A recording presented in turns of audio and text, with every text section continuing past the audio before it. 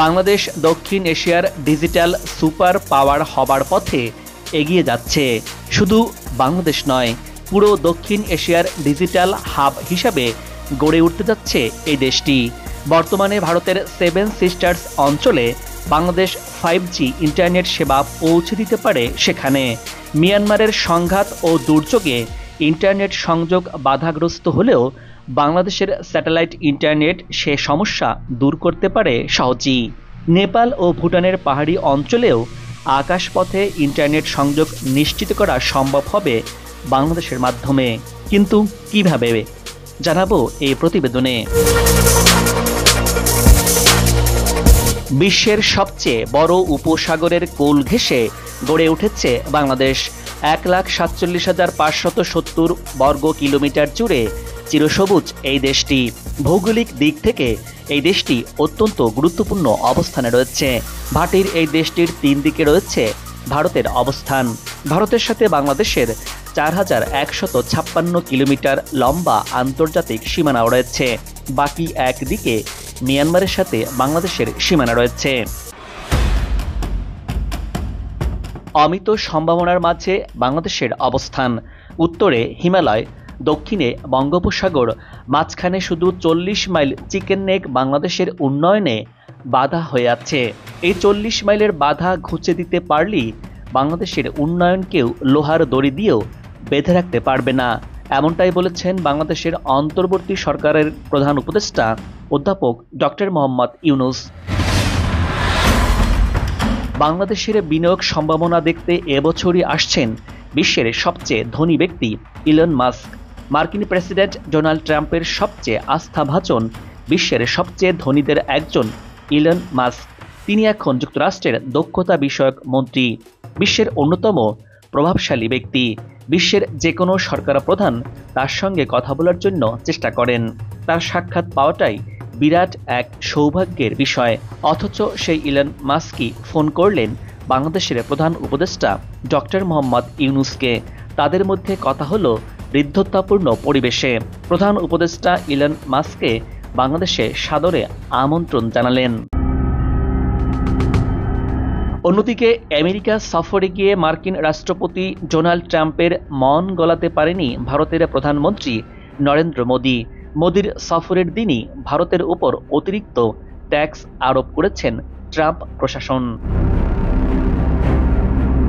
Trump প্রশাসনের গুরুত্বপূর্ণ ব্যক্তি ইলন মাস্ক এর সঙ্গে গুরুত্বপূর্ণ আলাপেও বিনিয়োগের ভরপ গলাতে পারেনি মোদী, কারণ আগেই বিকল্প পথ খোলা রেখেছিলেন ইলন মাস্ক। ফোন করেন সামাজিক ব্যবসার পথিকৃৎ ডক্টর মোহাম্মদ ইউনূসকে। দক্ষিণ এশিয়ায় স্টারলিংকের ব্যবসার প্রসার হবে বাংলাদেশ থেকেই। শুধু নেপাল, ভুটান নয়, 7 সিস্টার্স সহ ভারতের প্রতিটি অঞ্চলে যাবে বাংলাদেশের পণ্য। একসময় মনে করা হতো দক্ষিণ এশিয়ায় আটলান্টিক ওপারের সুপার পাওয়ার আমেরিকার আসল বন্ধু ভারত। কিন্তু ডক্টর মোহাম্মদ ইউনূস বাংলাদেশের সরকার প্রধানের দায়িত্ব নেওয়ার পর সেই চিত্র বদলে গেছে। ধাক্কা লেগেছে রাজনীতিতে। বাংলাদেশের গণ অভ্যুত্থানকে মার্কিন পররাষ্ট্রনীতির ডিপ স্টেটের কারসাজি বলে ট্রাম্পের কাছে তুলে ধরেছিলেন ভারতীয় মিডিয়া। ট্রাম্প এক বাক্যে উড়িয়ে দেন সেসব কথা। ভারতে পলাতক শেখ হাসিনার জন্য আমেরিকার বিন্দুমাত্র সহানুভূতি আদায় করতে পারেনি ভারত। উল্টো ইলন মাস্কের দপ্তর জানিয়েছে ভারতীয় মার্কিন অনুদান বাতিল করা হয়েছে। ইলন মাস্কের সাথে মোদির বৈঠকও এক অর্থে অসফল। কর্পোরেট ট্যাক্স কমানোর আশ্বাস দিয়েছেন, কিন্তু স্টারলিংকের জন্য আর কোনো ছাড়ি দিতে রাজি হয়নি মোদি।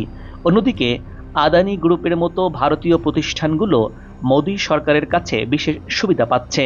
ফলে অসম প্রতিযোগিতার সামনে পড়ল স্টারলিংক। আর তাই দক্ষিণ এশিয়ায় বাংলাদেশকে বেছে নিয়েছে আমেরিকা। ভুটান, নেপাল আর ভারতের 7 সিস্টার্স সহ এ অঞ্চলের অর্থনৈতিক উন্নয়নের নেতৃত্ব এখন বাংলাদেশের কাঁধে।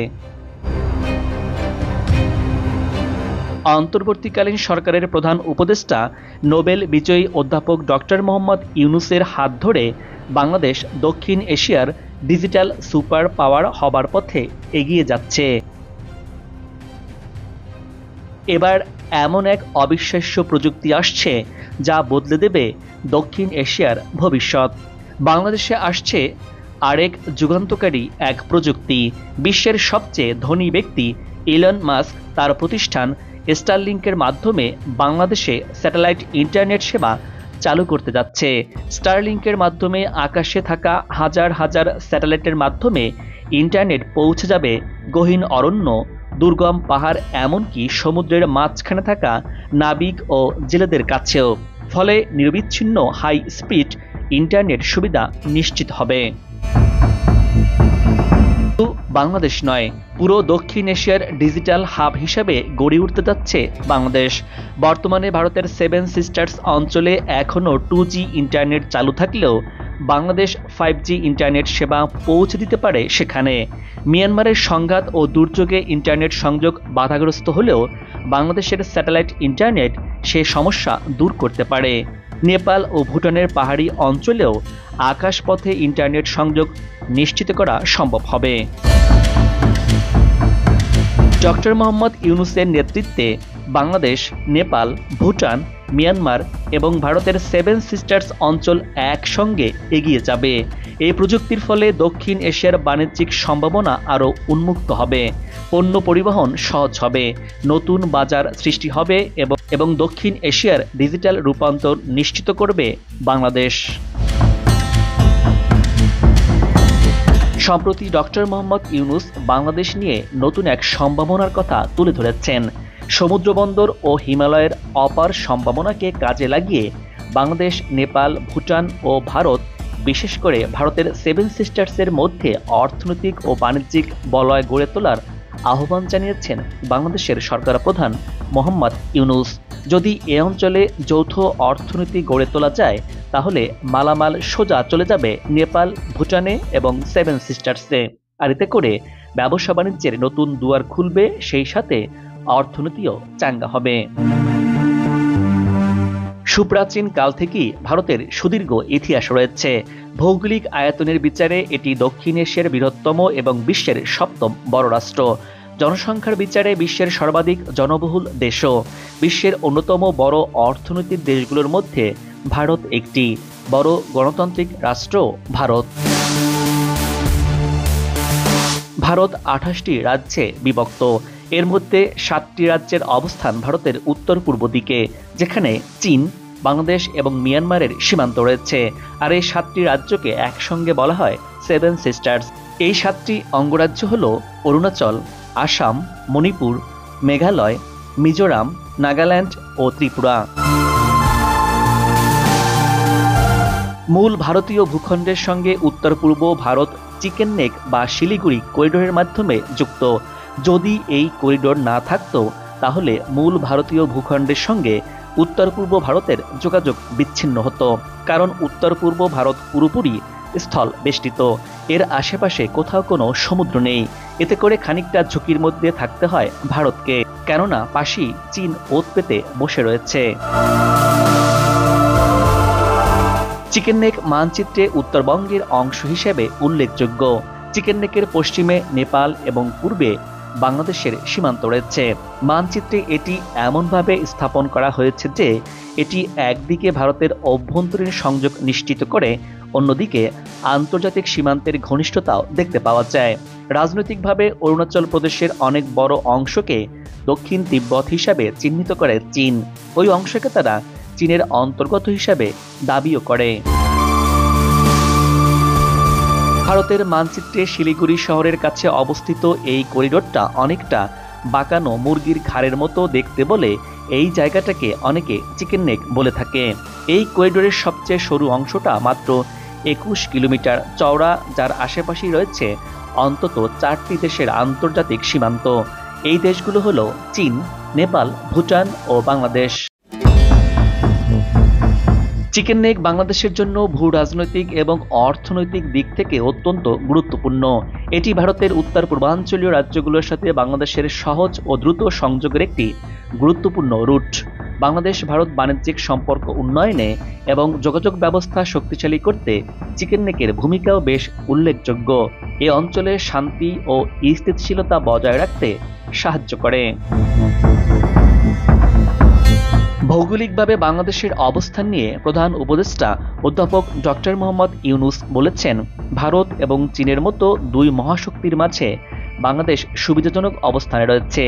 এই ভূ অর্থনৈতিক পরিস্থিতি বাংলাদেশের জন্য সুবর্ণ সুযোগ তৈরি করেছে। বাংলাদেশের বিস্তৃত সমুদ্র উপকূল এবং হিমালয়ের কাছে বিপুল শক্তির উৎস যেমন হাইড্রো পাওয়ারের সম্ভাবনা রয়েছে, যা শুধু প্রতিবেশী দেশগুলোর জন্যই নয়, বাংলাদেশের সম্ভাবনার দরজা খুলে দিচ্ছে। বাংলাদেশের উপকূল ভূমি ও সমুদ্র বন্দরগুলি ব্যবহার করে কুমিল্লা থেকে টেকনাফ পর্যন্ত বিস্তৃত অর্থনৈতিক অঞ্চলের জন্য কাজ শুরু হয়েছে। এর মাধ্যমে সমুদ্রপথে মালামাল পরিবহনের সুবিধা বৃদ্ধি পাবে এবং বাংলাদেশ থেকে নেপাল, ভুটান ও ভারতের পূর্বাঞ্চলের সেভেন সিস্টার্সে সহজে ব্যবসা চলাচল সহজ হবে। বাংলাদেশের উত্তরে রয়েছে নেপাল, যারা হিমালয়ের পাদদেশে অবস্থান করছে। এই দেশটির দুর্ভাগ্য হলো এদের কোনো সমুদ্র নেই, আর এদের সমুদ্রপথে যোগাযোগ করতে হলে বাংলাদেশের মধ্য দিয়ে যেতে হবে। ভুটানের অবস্থানও একই রকম, তাদেরও সমুদ্রের সঙ্গে কোনো যোগাযোগ নেই, তাদেরও বাংলাদেশের মধ্য দিয়ে আসতে হবে। একইভাবে ভারতের উত্তর পূর্বাঞ্চল সেভেন সিস্টার্স এলাকাও একই সমস্যার সম্মুখীন, তাদেরও সমুদ্রপথ নেই। তাই বাংলাদেশ সমুদ্রপথের দরজা খুলে দিতে পারে। এই সহযোগিতা থেকে শুধু বাংলাদেশই লাভবান হবে না, বরং প্রতিবেশী দেশগুলোর অর্থনৈতিক উন্নয়নও ভূমিকা রাখবে বলে মন্তব্য করেছেন অন্তর্বর্তী সরকার প্রধান অধ্যাপক ডক্টর মোহাম্মদ ইউনূস। দর্শক, এবার বিদায় নিচ্ছি। আগামীতে আবারও দেখা হবে নতুন কোনো ভিডিও চিত্র নিয়ে। ভিডিওটি ভালো লাগলে আপনার মূল্যবান মতামত জানিয়ে চ্যানেলটি সাবস্ক্রাইব করে ভিডিওটি শেয়ার করুন। ভালো থাকুন, নিরাপদে থাকুন এবং সাথেই থাকুন।